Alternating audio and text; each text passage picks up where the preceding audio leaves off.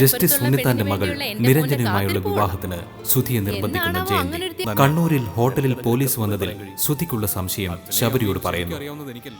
അർച്ചനയെ ഒഴിവാക്കാൻ വിശ്വനാഥൻ 10 ലക്ഷം രൂപ നൽകിയ കാര്യം രാജപ്പൻ രേവതിയോട് പറയുന്നു. ആര്യങ്കാവിനടുത്ത് സ്വന്തമായി വീട് വാങ്ങാൻ രാജപ്പൻ തീരുമാനിക്കുന്നു. രാജപ്പൻ ഒളിപ്പിച്ചു വെച്ച 10 ലക്ഷം രൂപയും എടുത്ത് രേവതി വീട്ടിൽ നിന്നിറങ്ങുന്നു. അർച്ചനയെയും കൂട്ടി വരാൻ രാജപ്പനോട് പറയുന്ന കള്ള് കാർത്തിയായനി.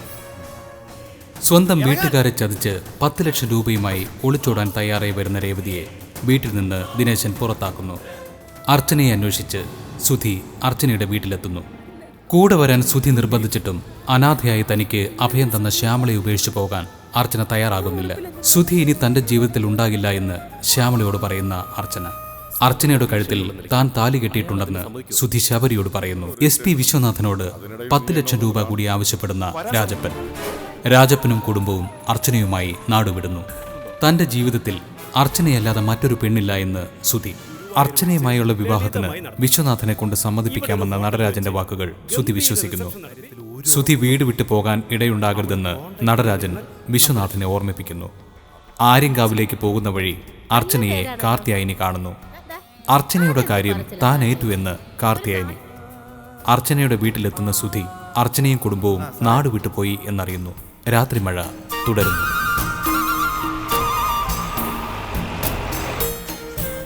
ഇതാണ് റോസ്മല. ഇപ്പോഴാ മനസ്സിന്റെ സമാധാനമായ ആൾപ്പാർപ്പുള്ള സ്ഥലം തന്നെയാ. ഇവിടെ 10-200 കുടുംബങ്ങളുണ്ട്. ഒന്നിനും ഒരു ബുദ്ധിമുട്ടുണ്ടാവില്ല. സ്ഥലം എത്തിയോച്ചാ? ആ എത്തി മോളെ, നമ്മുടെ വീടെത്താറായി. നല്ല അയൽക്കാർ എത്തിയെന്നു. ആ മണിയാശാനെ,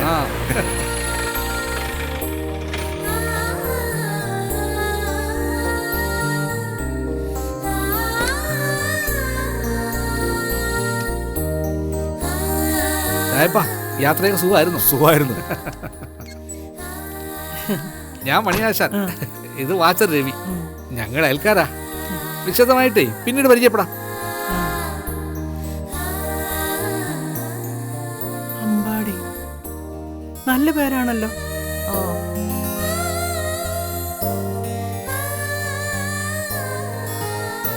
വലിയ വീടാണല്ലോ. ഇഷ്ടമായോ എല്ലാവർക്കും? നമ്മൾ താമസിച്ചിരുന്നതും വലിയ വീട്ടിലായിരുന്നല്ലോ. എടി ഇത് നമ്മുടെ സ്വന്തം വീടല്ലേ. കേറി നോക്ക്. നീ അന്നം വിട്ടു. കീ എവിടെ ആശാനെ? വാതില് ചാരിയിട്ടേ ഉള്ളൂ. ഐശ്വര്യമായിട്ട് വലതുകാല് വെച്ച് അങ്ങ് കേറിയാട്ടെ.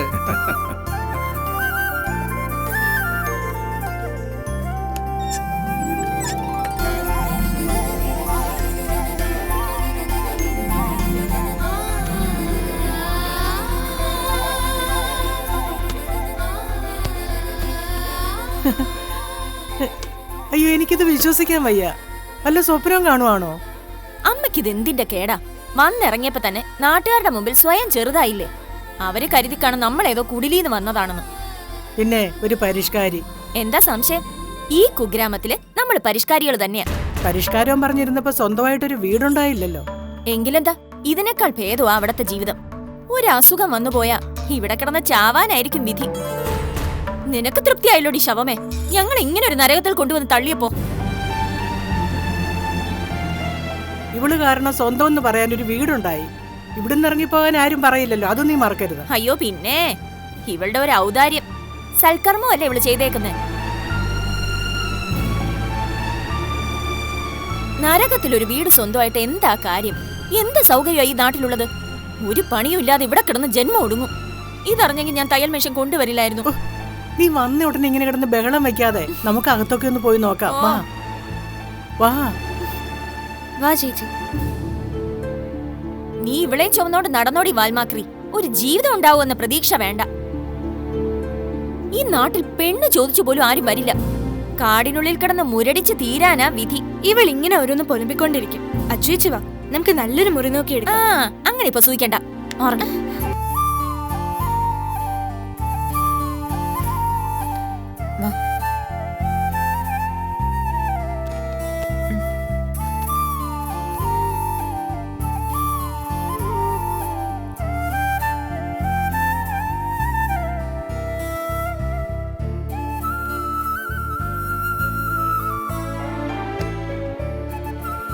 നമുക്ക് ഇത് മതി അച്ചേച്ചി.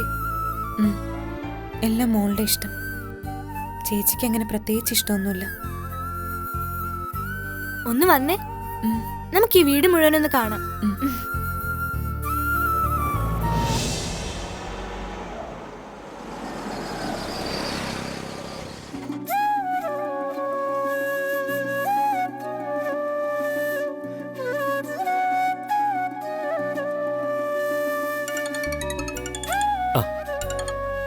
ഹലോ സുധി, എന്റെ കണക്കൂട്ടലൊക്കെ തെറ്റിപ്പോയടാ. എന്താടാ? അർച്ചനയും കുടുംബത്തെ അച്ഛൻ ഇവിടുന്ന് നാട് കടത്തി. അർച്ചനെ നാട് കടത്തിന്നോ? നിന്നോട് ഇതാരാ പറഞ്ഞേ? ഞാൻ അവളുടെ വീട്ടിൽ പോയിട്ട് വരിക. അവിടെ ഇപ്പൊ ആരുമില്ല. നടരാജമാമി അവിടെ പോയിട്ടുണ്ടായിരുന്നു. അവരെവിടെയെങ്കിലും പുറത്ത് പോയതാവൂടാ. അല്ല, ഇന്നലെ രാത്രി അവർ സ്ഥലം വിട്ടത്. ചില വിവരങ്ങളൊക്കെ എനിക്ക് കിട്ടിയിട്ടുണ്ട്. എന്ത് വിവരങ്ങൾ? വീട്ടു സാധനങ്ങളൊന്നും കൊണ്ടുപോയിട്ടില്ല. അവർ പോയിരിക്കുന്നത് തമിഴ്നാട്ടിലേക്കാ. പളനിയിൽ രാജപ്പൻ പോയതായിട്ടും വിവരമുണ്ട്. തമിഴ്നാട്ടിലേക്കാണെങ്കിൽ നമ്മൾ എന്ത് ചെയ്യോടാ? അപ്പൊ ഇനി പ്രതീക്ഷിക്കാൻ ഒന്നേ ഉള്ളൂ, അർച്ചനയുടെ വിളി. ഹലോ ഹലോ സുധി,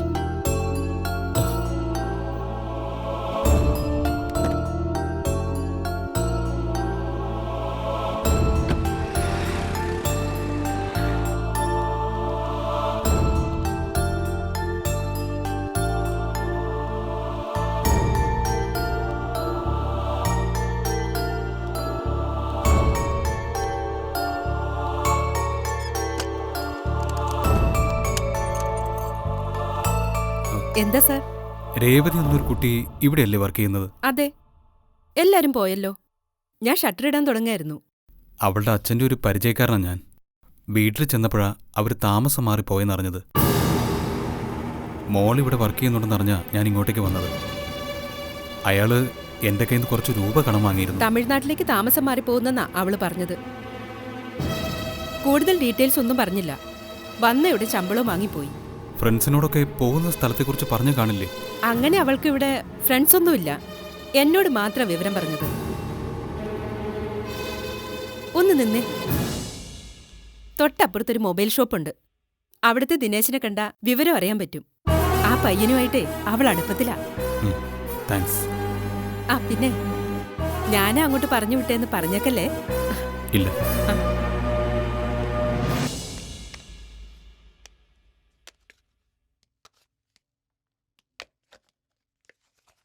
അയ്യോ സാർ, ഇതിന്റെ ഡിസ്പ്ലേ സ്റ്റോക്കില്ലല്ലോ.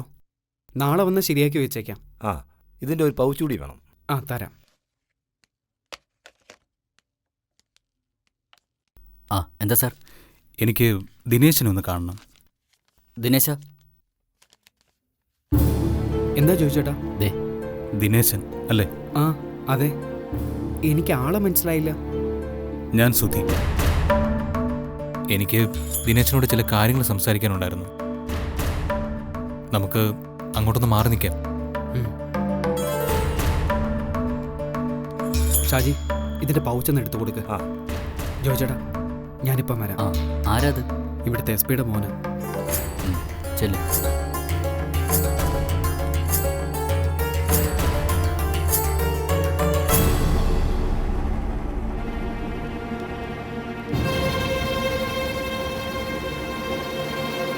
ദിനേശിന് എന്നെ മനസ്സിലായല്ലോ അല്ലേ? ഒരു പരിചയപ്പെടുത്തൽ ഒഴിവാക്കാമല്ലോ. കാര്യങ്ങളൊക്കെ രേവതി ദിനേശിനോട് പറഞ്ഞിട്ടുണ്ടല്ലോ? ഉണ്ട് സാറേ. അർച്ചനയുടെ വീട്ടിൽ പോയിട്ടാണ് ഞാൻ വരുന്നത്. ഇന്നലെ രാത്രി അവർ വീട് വിട്ടുപോയി. നിങ്ങളെ പേടിച്ച് അവർ നാട് വിട്ടു പോയത്. എൻ്റെ വീട്ടുകാരുടെ ഭാഗത്തുനിന്ന് ഭീഷണി ഉണ്ടാവും. ഞാനത് കാര്യമാക്കുന്നില്ല. എനിക്കവളെ മറക്കാനോ ഉപേക്ഷിക്കാനോ കഴിയില്ല ദിനേശ. ഒരുപാട് വർഷത്തെ സ്നേഹബന്ധമാണ് ഞങ്ങൾ തമ്മിലുള്ളത്. ഇപ്പോൾ എന്നോടൊരു വാക്ക് പോലും പറയാതെ അവൾ പോയത്. അത് അനിയത്തിമാർക്കൊരു പ്രശ്നം ഉണ്ടാവരുതെന്ന് കരുതിയ. പക്ഷെ എനിക്ക് അവളെ കണ്ടെത്തിയേ തീരൂ. ഇപ്പം എൻ്റെ ആശ്രയം ദിനേശനാണ്. ദിനേശൻ എന്നോട് ദയ കാണിക്കണം. എനിക്ക് അവളെ കണ്ടെത്തണം. സഹായിക്കില്ലേ? സാർ, അവർ പോയത് എവിടേക്കാണെന്ന് എനിക്കറിയില്ല. ദിനേശനെ ഒരു പെൺകുട്ടി സ്നേഹിക്കുന്നില്ലേ? സ്നേഹിക്കുന്ന മനസ്സുകളുടെ വികാരം ദിനേശൻ അറിയത്തില്ലേ? ഞാൻ പറയുന്നത് സത്യവാ സാറേ. ദിനേശനോട് പറയാതെ രേവതി പോകുമെന്ന് ഞാൻ വിശ്വസിക്കുന്നില്ല. പെണ്ണിന്റെ രണ്ട് മുഖങ്ങളാ ഞാനിപ്പോൾ ചിന്തിച്ചു പോയത്. സാറ് ജീവിതത്തിലേക്ക് ക്ഷണിച്ചിട്ടും അനിയത്തിമാരെ ഓർത്ത് കൂടെ വരാൻ അർച്ചന തയ്യാറായില്ല. വീട്ടുകാർക്ക് ഒരു ആപത്ത് വന്നപ്പോൾ ലോറി വാങ്ങാൻ അച്ഛൻ വെച്ചിരുന്ന 10 ലക്ഷം രൂപ എടുത്ത് എന്നോടൊപ്പം ഒളിച്ചോടി പോകാൻ വന്നവളാ രേവതി. അതെ സാറേ, ഇന്നലെ അങ്ങനെ ഒരു സംഭവം ഉണ്ടായി.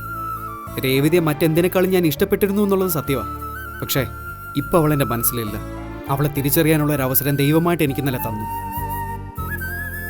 സാറിൻ്റെ അച്ഛൻ്റെ ഭീഷണി ഭയന്ന അവരിവിടുന്ന് പോയത്. പെൺമക്കളെ വ്യഭിചാര കുറ്റത്തിന് അകത്താക്കുമെന്ന് പറഞ്ഞ് പേടിപ്പിച്ചു. ഈ വിവരം അർച്ചനയ്ക്കും അറിയാം. അതാവും അവൾ സാറിനെ കോണ്ടാക്ട് ചെയ്യാത്തത്.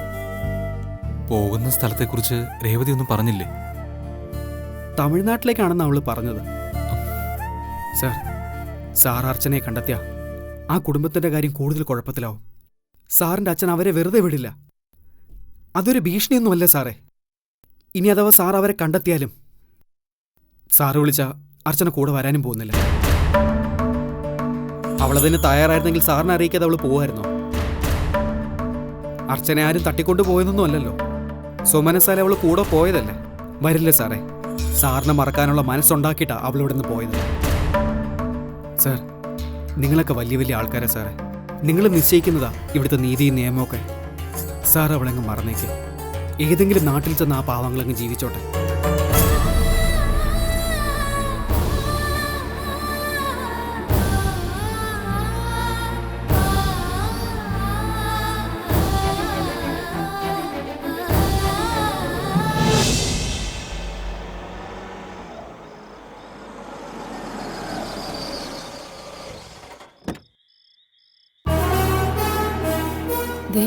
അവൻ വന്നു.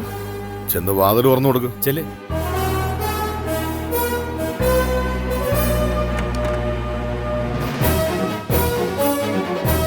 എടാ മോനെ, അവര് വീട് മാറി പോയടാ. ഒരു കുടുംബത്തെ നിങ്ങൾ എല്ലാവരും ചേർന്ന് നാട് കടത്തി.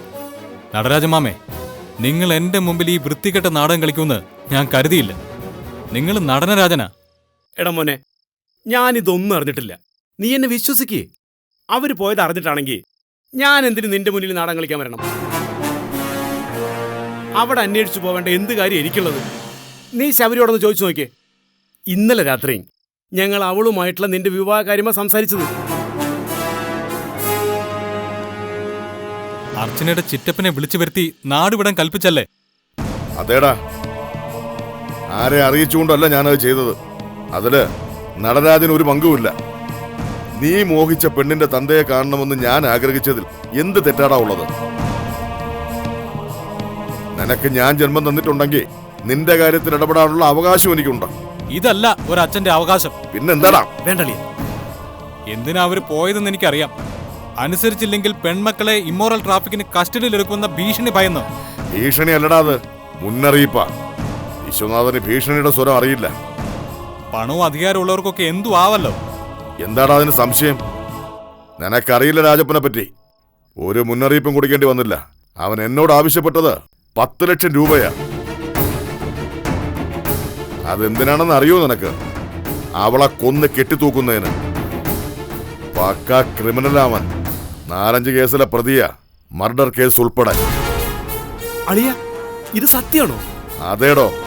ഇയാള് കഥയറിയാതെ തുള്ളിയപ്പോ ഞാൻ മിണ്ടായിരുന്ന അതുകൊണ്ടാ. എന്റെ കയ്യിൽ നിന്ന് 10 ലക്ഷം രൂപ വാങ്ങിയിട്ട് അവൻ പോയത്. തമിഴ്നാട്ടിലെ ഏതോ ഉൾപ്രദേശത്ത് അവനൊരു വീട് വാങ്ങിയെന്നാ പറഞ്ഞത്. പിന്നെ ഇമ്മോറൽ ട്രാഫിക്കിന് പിള്ളേരെ കൊടുക്കുമെന്ന് പറഞ്ഞത്. അത് ശരിയാണടാ. 10 ലക്ഷം രൂപ വെറുതെ കളയാൻ എനിക്ക് പറ്റില്ല. ഇങ്ങനെ ഒരുത്തനാണോടാ ഞാൻ ബന്ധുവായി കൂടെ കൂട്ടേണ്ടത്? അയ്യോ, ഇത് അറിഞ്ഞിരുന്നെങ്കിലേ ഞാനിവനെ ന്യായീകരിക്കില്ലായിരുന്നു. രാജപ്പൻ അവളുടെ ആരുമല്ല. അയാളെ ഇവിടെ വിളിച്ചു വരുത്തി സൽക്കരിക്കുകയും വേണ്ട. നിങ്ങളിപ്പോ തകർത്ത് കളഞ്ഞതേ എന്റെ ജീവിതമാ. ഇതുകൊണ്ട് നിങ്ങൾ എന്താ നേടിയത്?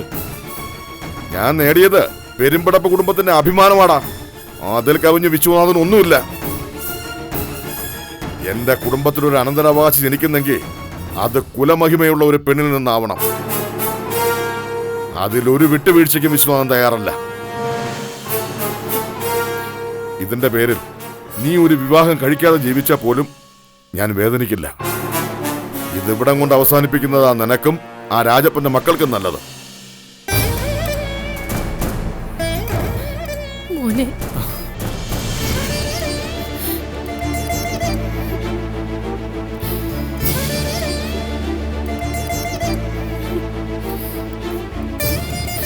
നീ ടെൻഷൻ ആവണ്ട ജയന്തി.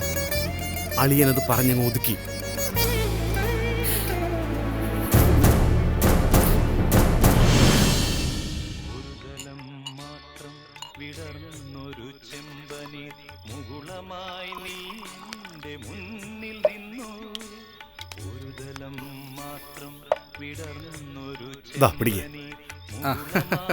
മണിയാശാനെ, ആ മത്തായിച്ച് അതവിടെ വെച്ചേ.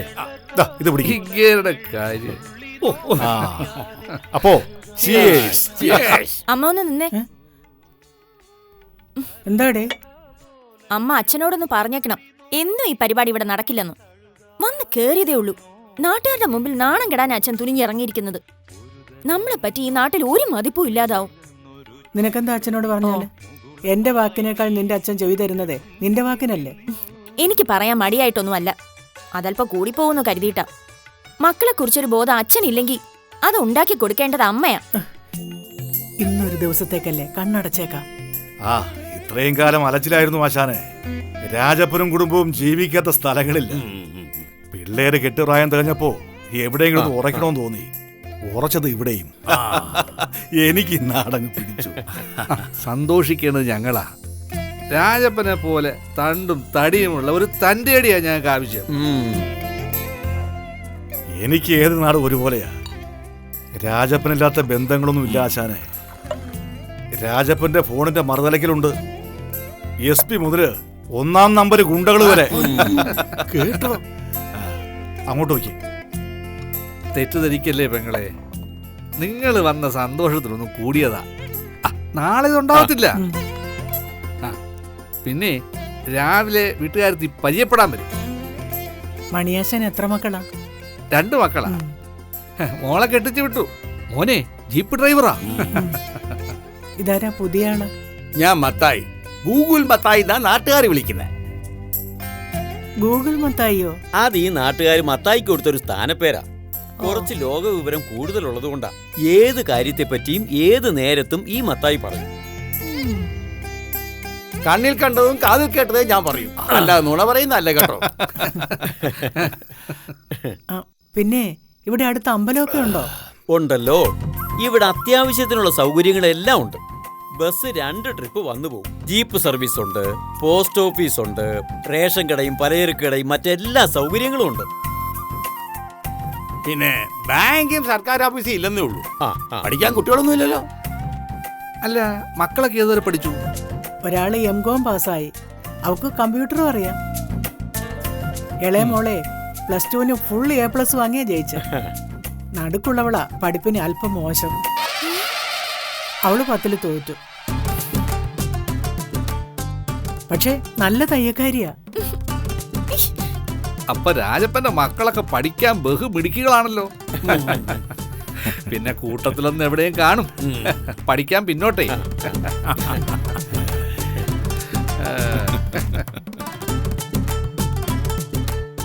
അതെ, ചരിത്രം മുഴുവനും വിളമ്പിയല്ലേ. എന്നെ നിങ്ങൾ പഠിക്കാൻ വിടാഞ്ഞിട്ടല്ലേ ഞാൻ ഈ അപമാനം കേൾക്കേണ്ടി വന്നത്. ഓ, നീ അത് കേട്ടോ? ഞാനൊരു സത്യമല്ലേടി പറഞ്ഞ്? നീ 10ൽ തോറ്റത് എന്റെ കുറ്റം കൊണ്ടാണോ? നിന്റെ കഴിവും ഞാൻ പറഞ്ഞല്ലോ. M.Com കാരി, +2 കാരി, ഞാൻ മാത്രം തയ്യൽക്കാരി.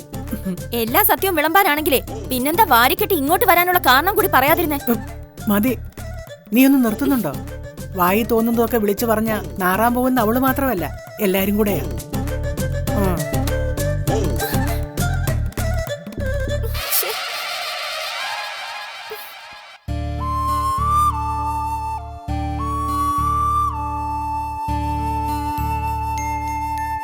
വന്നു കയറിയതേ ഉള്ളൂ, അച്ഛന് കൂട്ടുകാരുമായി.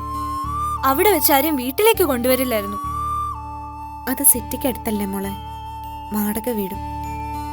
അവിടുത്തെ പോലെ അല്ല ഇവിടം, നമ്മുടെ സ്വന്തം വീട്. അയൽക്കാരൊക്കെ ആയിട്ട് ഒരടുപ്പം ഉണ്ടാവുന്നത് നല്ലതാ. ചേച്ചി പറയുന്നതൊക്കെ ശരിയാ, പക്ഷെ വീട്ടിൽ വിളിച്ചു വരുത്തി കുടിക്കുന്നതൊക്കെ നല്ല കാര്യമാണോ? ഇതൊക്കെ എന്നും നടക്കുന്ന കാര്യമല്ലല്ലോ. ചിറ്റപ്പന് നിങ്ങൾ 2 ആളും കഴിഞ്ഞേ വേറെ എന്തോ ഉള്ളൂ. പിന്നെ ഈ നാട്ടുകാർ കുഴപ്പക്കാരൊന്നും ആയിരിക്കില്ല, എല്ലാവരും സാധാരണക്കാരാ. ചിറ്റപ്പൻ ഓട്ടത്തിന് പോയാ 1-2 ആഴ്ച കഴിഞ്ഞല്ലേ തിരിച്ചു വരുന്നത്. നമുക്ക് അയൽക്കാരും ഒക്കെ ആയിട്ടൊരു സഹകരണം വേണ്ടേ? ചേച്ചിക്ക് ഇങ്ങനെയൊക്കെ സംസാരിക്കാൻ എങ്ങനെ കഴിയുന്നു? മനസ്സ് വെന്തുരുകുമ്പോഴും ചിരിക്കാൻ ശ്രമിക്കുക. ഇതൊന്നും എല്ലാരെ കൊണ്ട് കഴിയുന്നതല്ല ചേച്ചി. നിന്നോട് ആരാ പറഞ്ഞത് എന്റെ മനസ്സ് വെന്തുരുകയാണെന്ന്? പാവ സുധി സാർ ചേച്ചി കൊടുത്ത ഉറപ്പിലാ പോയത്. നമ്മൾ ഇങ്ങോട്ട് വന്ന വിവരമൊന്നും സുധി സാർ അറിഞ്ഞിട്ടുണ്ടാവില്ല. അറിയുമ്പോ തകർന്നു പോവും. വലിയ വിശ്വാസത്തിലാ സാർ തിരിച്ചു പോയത്. സാറിനെ അറിയിക്കാൻ പോലും കഴിയാതെ പോയി. നല്ല കഥ. സുധിയെ അറിയിക്കാനോ? പിന്നെന്തിനാ ഇങ്ങനൊരു ഒളിച്ചോട്ടം? നമ്മൾ എവിടെയുണ്ടെന്ന് പറയാതിരുന്നാ പോരെ. എന്നും കാര്യങ്ങൾ ഇതുപോലെ ആയിരിക്കില്ലല്ലോ. ചേച്ചിക്ക് ആ ജോലി കിട്ടും, പിന്നെ ആരെ പേടിക്കാനാ? പുറം ലോകത്തെക്കുറിച്ച് എന്തെങ്കിലും വിവരം ഇവിടെ കിട്ടുമെന്ന് നിനക്ക് തോന്നുന്നുണ്ടോ? ഒരു ലെറ്റർ വന്നാൽ പോലും എനിക്കത് കിട്ടില്ല. ചിറ്റപ്പന്റെ കയ്യിലെങ്ങാനും കിട്ടിയ എനിക്ക് തരാനും പോകുന്നില്ല. എനിക്കിനി പ്രതീക്ഷകളൊന്നുമില്ല മോളെ. നിന്റെ കാര്യത്തിൽ എനിക്ക് വേദനയുള്ളൂ. റിസൾട്ട് വരാൻ ഇനി സമയമുണ്ടല്ലോ ചേച്ചി. എനിക്കും ചേച്ചിക്കും ഇവിടുന്ന് രക്ഷപ്പെട്ടേ തീരൂ. അച്ചുവേച്ചി രക്ഷപ്പെട്ടാലല്ലേ എനിക്കൊരു ജീവിതമുള്ളൂ. ഒരവസരം വരട്ടെ. അച്ചുവേച്ചിയുടെ കാര്യത്തിൽ ഞാൻ എന്ത് ചെയ്യുമെന്ന് കാണിച്ചു തരാം. അച്ഛൻ ആ പണം SP കൊടുത്തതാണെന്ന് അന്ന് ഞാൻ പറഞ്ഞില്ലേ? ഇനിയും 10 ലക്ഷം രൂപ കൂടെ കൊടുക്കുമെന്ന്. പക്ഷെ അച്ചുവേച്ചി അച്ഛനിൽ നിന്ന് ഒരു ദയം പ്രതീക്ഷിക്കണ്ട.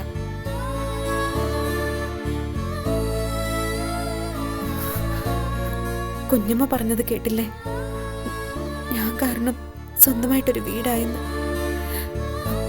എനിക്കത് മതി.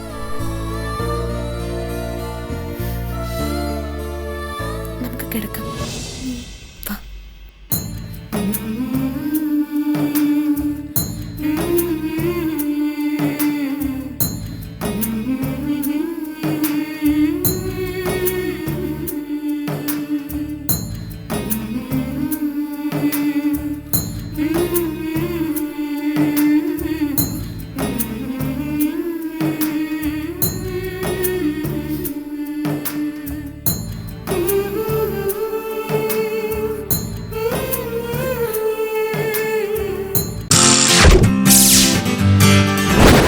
വാ.